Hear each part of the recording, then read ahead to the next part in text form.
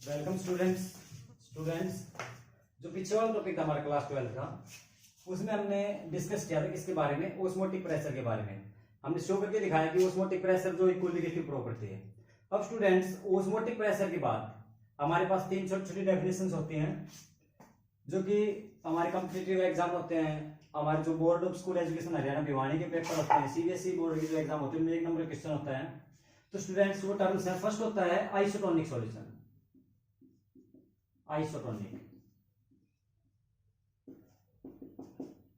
Student all three are depends on osmotic pressures. तो isotonic solution होते हैं students those solution which have same osmotic pressure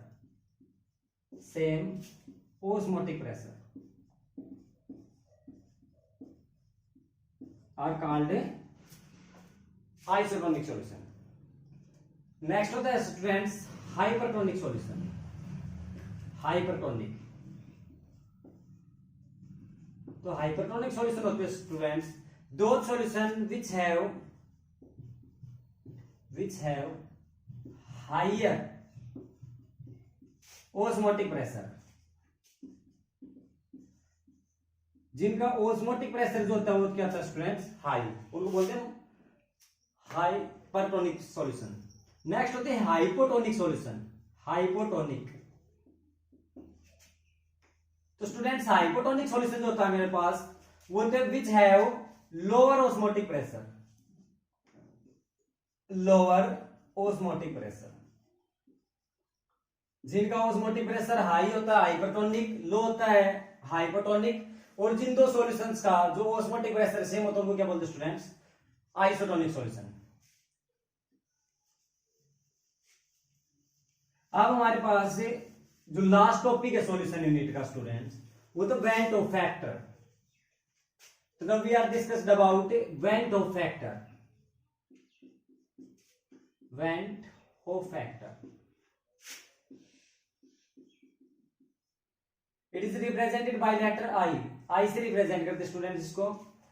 अब जो हमारा Van 't Hoff factor होता है उससे पहले आता है हमारे पास abnormal molecular mass. Abnormal molecular mass. देखिए स्टूडेंट्स, एबनॉर्मल मोलिकुलर मास है जो नॉर्मल ना हो। जो मोलिकुलर मास नॉर्मल है उसको क्या बोलते हैं हम, एबनॉर्मल मोलिकुलर मास। तो स्टूडेंट्स एबनॉर्मल मोलिकुलर मास जो है कैसे रिप्रेजेंट करेंगे हम, एबनॉर्मल मोलिकुलर मास होता है स्टूडेंट्स व्हेनेवर, देखिए इससे पहले जितने सॉल्यूशंस के बारे में हमने पढ़ा है वो कौन से सॉल्यूशन थे, सारे डाइल्यूट सॉल्यूशन थे। लेकिन अब आगे जो हम पढ़ेंगे, जो वन टाइप फैक्टर में पढ़ेंगे, हम एबनॉर्मल मोलिकुलर मास पढ़ेंगे, वो जो हमारे पास टाइप्स होंगे सॉल्यूशन की वो होगी स्टूडेंट्स इलेक्ट्रोलाइट। जितने भी सॉल्यूशन होंगे सारे इलेक्ट्रोलाइटिक, मतलब इलेक्ट्रोलाइटिक डिकम्पोजिशन के बाद जो सॉल्यूशन होते हैं क्या देते हैं, आयंस। तो एबनॉर्मल मोलिकुलर मास होता है whenever A solution is undergoes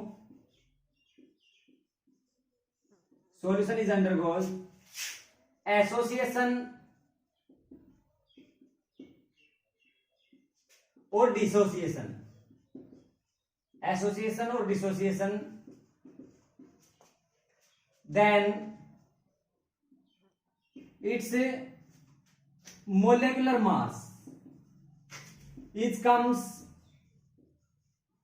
different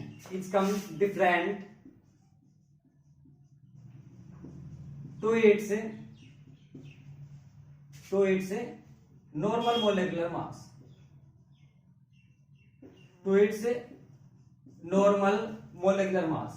it is called abnormal molecular mass।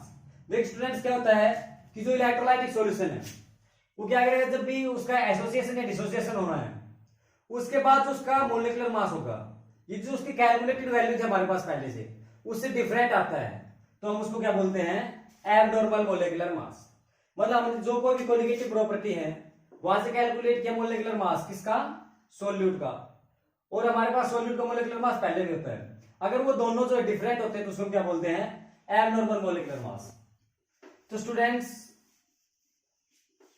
Now we are talking about the van't Hoff factor. अब वेंट ऑफ फैक्टर क्या होता है हमारे पास? वेंट ऑफ फैक्टर को हम लेटर आई से रिप्रेजेंट करते हैं, अलग अलग तरह से रिप्रेजेंट करेंगे।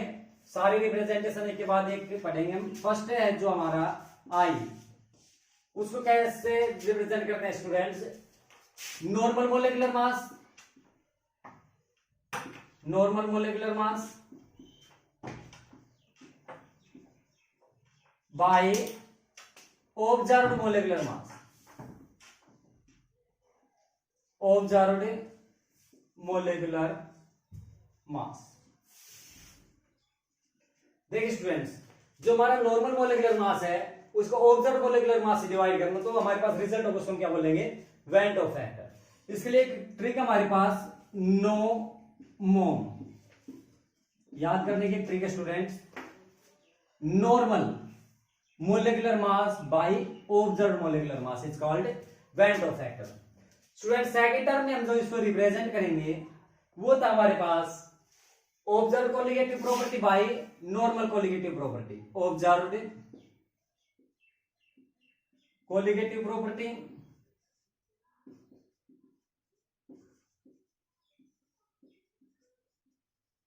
Bye normal colligative property.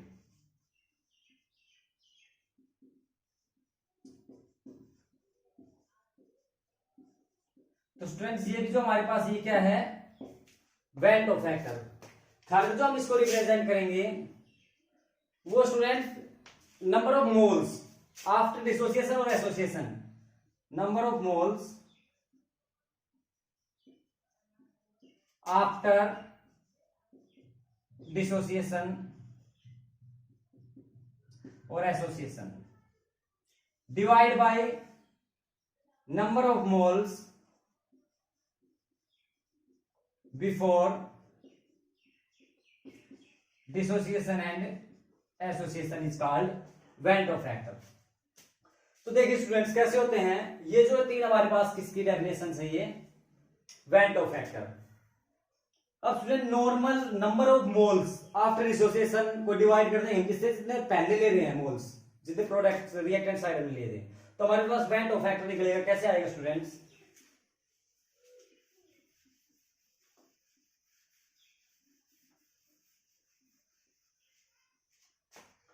जैसे कि कोई हम एग्जांपल ले रहे हैं, ये हमारे पास sodium chloride NaCl, after association और dissociation it is gives Na positive and Cl negative. Electrolytic decomposition किया इसका। तो सोडियम क्लोराइड जो रिएक्टेंट साइड ले रहे हैं, इधर हमने कितना लिया है? 1 मोल, और प्रोडक्ट साइड में हमारे पास 1 मोल बढ़ेगा सोडियम का और 1 मोल बढ़ेगा किसका? क्लोरीन का। अब हमारे पास वेंट ऑफ फैक्टर किसके इक्वल है कि जो number of moles after dissociation 1 तो सोडियम का और 1 क्लोरीन का, कितने हो गए total? 2, divide by the number of moles before dissociation, कितने हो गए? 1, तो टोटल आई की वैल्यू कितना है हमारे पास? 2। सेकंड एग्जांपल ले रहे हैं हम किसका? Calcium chloride CaCl2, after dissociation और association it is gives Ca2 positive, calcium के आयंस कैटायंस में डिकम्पोज होगा, प्लस जो क्लोरीन हमारे उसके साथ देगा ये एनायंस। तो अब देखिए स्टूडेंट्स आई किसकी इक्वल होगा कि जो टोटल मोल्स है रिएक्टेंट साइड कितने लिए? हमने 1 मोल लिया कैल्शियम क्लोराइड का, प्रोडक्ट साइड हम 2 मोल्स, 1 मोल तो ले रहे किसका? कैल्शियम का, और 2 किसके हमारे पास? क्लोरीन के। टोटल कितने? 1 और 2 3, डिवाइड करना किससे? जो मोल लिए हमने रिएक्टेंट साइड बिफोर डिसोसिएशन और एसोसिएशन, तो आई की वैल्यू हमारे पास कितनी है स्टूडेंट्स? 3। तो स्टूडेंट जहां हमारे पास आई की वैल्यू जो है वो क्या हो? ग्रेटर देन 1, तो उसको बोलते हैं डिसोसिएशन। क्या बोलते हैं स्टूडेंट्स? डिसोसिएशन। तो जहां भी अब दोनों केस में क्या है? आई की वैल्यू हमारे पास क्या है? ग्रेटर देन 1, एक से बड़ी है, तो इसको हम बोलेंगे स्टूडेंट्स डिसोसिएशन। डिसोसिएशन और एसोसिएशन कैलकुलेशन की बात कर रहे हैं हम। अब देखिए स्टूडेंट्स नेक्स्ट हमारे पास कोई एग्जांपल ले लेते हैं हम। एसिटिक एसिड है, एसिटिक एसिड है CH3COOH, carboxylic acid acetic acid है। अब इसका जो हम कराएंगे एसोसिएशन और डिसोसिएशन, उसके बाद ही क्या करेगा? ये मिलकर बनाएगा CH3COOH ट्वाइस। तो देखिए स्टूडेंट्स, ये थे 2 मोल, रिएक्टेंट साइड कितने मोल थे हमारे पास 2। अब प्रोडक्ट साइड कितने मोल बने हमारे पास 1। तो हमें आई की वैल्यू कैलकुलेट करनी है। आई किसके इक्वल आएगा हमारे यहाँ, जो बता दे क्या कि एसोसिएशन और डिसोसिएशन के बाद जो मोल्स आएंगे, टोटल मोल्स लेने 1 है। बिफोर डिसोसिएशन थे हमारे पास 2, तो ये आ गया हमारे पास 1/2। और देखिए बेटा, जब ये हो कि आई जो है उसकी वैल्यू जो है greater than less than 1, then it is called association. Association. अब स्टूडेंट्स, उसके बाद हमारे पास आता है कि जो आई है वो इक्वल 1 है। अगर आई की वैल्यू किसके equal than 1, then no dissociation and no association. ना तो डिसोसिएशन हो बेटा और ना एसोसिएशन। अच्छा स्टूडेंट्स, अब हम बात करेंगे डिग्री ऑफ डिसोसिएशन और डिग्री ऑफ एसोसिएशन की, या फिर जो हमारा वेन टू फैक्टर है उसके साथ जो रिलेशन होते हैं किसके, डिग्री ऑफ डिसोसिएशन और डिग्री ऑफ एसोसिएशन की, उनके बारे में। तो वेन टू फैक्टर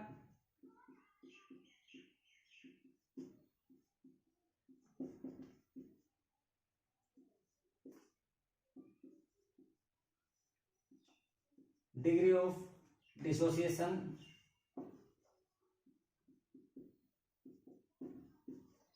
अल्फा से रिप्रेजेंट करेंगे students. Degree of association alpha से रिप्रेजेंट करेंगे। दोनों रिप्रेजेंट करना है किससे, अल्फा से। ये बेटा डिग्री ऑफ एसोसिएशन और ये डिग्री ऑफ डिसोसिएशन।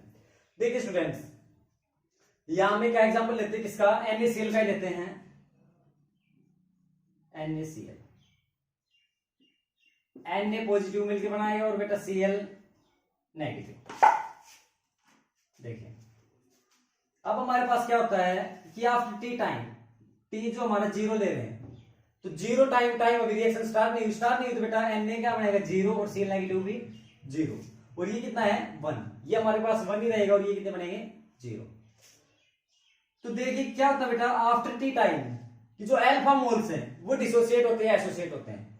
तो अल्फा मोल डिसोसिएट होंगे तो क्या, अगर इसका एक बन रहा है इसका भी एक बनेगा, इसका भी एक बनेगा, इसके 2 बनेंगे तो इसके भी 2 बनेगा। तो उसी तरह से इसके कितने डिसोसिएट हुए अल्फा, तो Na के कितने बनेंगे अल्फा, और Cl के कितने बनेंगे अल्फा। अब हम बात कर रहे हैं बेटा किसकी, वेन टू फैक्टर। अब वेन टू फैक्टर हमारे पास क्या आएगा कि जो टोटल डिसोसिएट हुए हैं या एसोसिएट हुए हैं उनको टोटल मोल से डिवाइड करना है। तो टोटल मोल कितने लेते हैं हमारे पास 1, ये 1, इनिशियल कंसंट्रेशन 1 लेनी है। अब फाइनल कंसंट्रेशन हमारे पास क्या बेटा 1 minus alpha plus 1 alpha plus 2 alpha,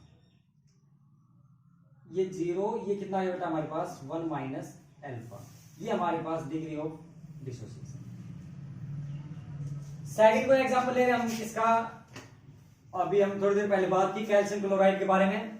तो सेकंड हम एग्जांपल लेते हैं बेटा कैल्शियम क्लोराइड का ही, CaCl2। After dissociation it is gives Ca2 positive and 2Cl negative. अब देखिए स्टूडेंट्स क्या होना है कि ये हमारे पास 1 मोल है किसका, कैल्शियम क्लोराइड का। आफ्टर डिसोसिएशन और association it is gives 1 mole Ca2 positive and 2 mole Ca negative. मतलब इसके अमाउंट ले रहे हैं हम 100 मिलीलीटर, तो 100 मिलीलीटर कैल्शियम बनेगा और जो हमारे पास Cl नेगेटिव बनेगा कितना बनेगा 200 मिलीलीटर। तो T जब हमारा 0 होगा बेटा तो क्या होगा कि जो Ca ये भी 0 और ये भी 0। वही उसी टाइप से आफ्टर टी टाइम की बात क्या हो हमारे पास कि जो अल्फा मोल्स हैं वो एसोसिएट और डिसोसिएट हुए हैं, तो 1 माइनस अल्फा, प्रोडक्ट साइड क्या हो बेटा अल्फा, 2 मोल लेने तो 2 अल्फा। अब वेन टू फैक्टर बताया आई किसके इक्वल होता है, इनिशियल कंसंट्रेशन लेने हमें क्या लेंगे 1, इनिशियल कंसंट्रेशन कितनी थी हमारे पास 1। अब देखिए टोटल कितने हुए हमारे पास 1 minus alpha plus alpha plus 2 alpha, ये कैंसिल, ये कितना बच गया 1 प्लस 2 अल्फा, 1 माइनस 2 अल्फा। ये स्टूडेंट्स हमारे पास किसका डिग्री ऑफ डिसोसिएशन का। अब हम बात करें किसके बारे में, डिग्री ऑफ एसोसिएशन के बारे में इसी की तरह। तो ये हमारे पास ले लिया CH3COOH के 2 मोल्स हैं। After dissociation they are formed CH3COOH का 1 मोल। देखिए तो थोड़ा समझने की कोशिश करनी है। अब यहां क्या हमारे पास कि 2 मोल है, 2 मिलके बनाएंगे एक मोल होगा कितने बनेंगे, आधा बनेगा। मतलब 1000 है तो 500 बनेंगे, 500 तो 250 बनेंगे, और 100 तो हमारे पास कितने बनेंगे, 50। तो देखिए जब टाइम 0 है तो 0 टाइम में कितने मोल्स बनेंगे बेटा, 0। आफ्टर टी टाइम्स की बात क्या होगा कि जो हमारा अल्फा मोल्स था वो डिसोसिएट हुआ है, तो टोटल थे हमारे पास 2 माइनस अल्फा। उस साइड कितना बन गया, इस साइड बना हमारे पास जो 1, इसका क्या करना है बाई 2, क्योंकि ये हमारे पास 1 था तो वो आधा बनेगा स्टूडेंट। अब ये 2 था, 2/2 अल्फा, इसको जोड़ लेंगे, जोड़ने के बाद वही हमारे पास क्या जाएगा, डिग्री ऑफ एसोसिएशन। देखिए स्टूडेंट ये थे हमारे पास डिग्री ऑफ डिसोसिएशन और डिग्री ऑफ एसोसिएशन। अब हमारे पास अल्फा की जो वैल्यू होती है बेटा, अल्फा की वैल्यू वो डिपेंड करती है कंसंट्रेशन पर। ये दिखा दे कि कोई सॉल्यूशन है 100% कि उसका 100% डिसोसिएट होता है, तो वहां जो हमारे अल्फा की वैल्यू होगी बेटा वो होगी 1। मतलब 100% डिसोसिएशन एसोसिएशन होगा तो अल्फा की वैल्यू कितनी होगी, 1। और बताइए कि 80% होता है तो हमारा अल्फा होगा कितना होगा, 0.8। इसी तरह से जो 50% है उसमें हमारा अल्फा कितना होगा, 0.5। 20% में अल्फा 0.2। तो ये था स्टूडेंट्स हमारे पास van Hoff factor. I hope कि समझ आया होगा, जिनको समझ नहीं आया एक बार दोबारा से वीडियो को देखें। अब स्टूडेंट्स जो हमारे कोलिगेटिव प्रॉपर्टीज भी 4 टाइप की, उनके ऊपर क्या फर्क पड़ता है किसका, वैन डॉप फैक्टर का, वो देखेंगे हम। तो सबसे पहले हमने जो कोलिगेटिव प्रॉपर्टी पढ़ी है वो कौन सी थी, del T B, change in temperature of boiling point. बेटा बोल रहे थे एलिवेशन इन बॉइलिंग पॉइंट, वो किसके इक्वल था हमारा, KBN के, KBN। तो हमारी ये इक्वल होगा I, van't Hoff factor. Del TF था हमारा किसके इक्वल था, KFM, ये हमारा इक्वल होगा I। जो हमारा बेटा कौन सा था, elevation in boiling point P0A minus PA upon P0A equal to XB था, ये हमारे किसके इक्वल होगा, IXB। इसी तरह जो हमारा ऑस्मोटिक प्रेशर था P is equal to RTM, वो किसके इक्वल होगा, IRTM। तो स्टूडेंट्स ये था हमारा chapter number 2 solution. I hope कि जितने वीडियो बनाए हमने सभी को पसंद आए होंगे। नेक्स्ट वीडियो में हम बात करेंगे स्टूडेंट्स जो 3rd चैप्टर है उसके बारे में, और किसी भी स्टूडेंट्स को कोई प्रॉब्लम होती है तो कमेंट बॉक्स में मैसेज करें।